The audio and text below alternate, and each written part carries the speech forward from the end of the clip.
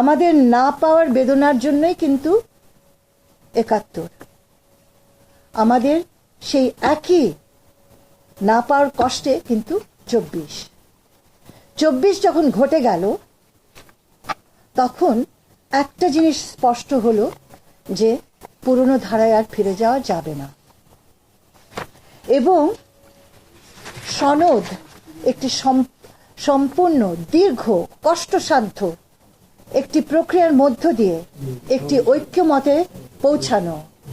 দেশটা তো ভিন্ন মতের অসহিষ্ণুতা আমরা দেখেছি। গণভোট is a continuation of my struggle for my basic human rights.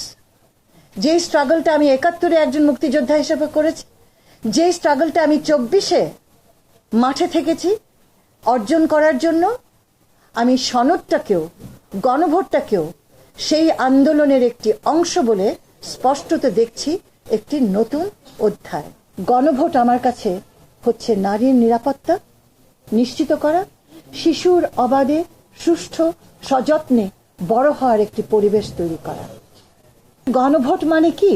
নারীর নিরাপত্তা, শিশুর বিকাশ, নৈতিকতার কারণে হ্যাঁ, সুশাসনের কারণে হ্যাঁ, নতুন করে রাষ্ট্র ব্যবস্থা তৈরি করার কারণে হ্যাঁ,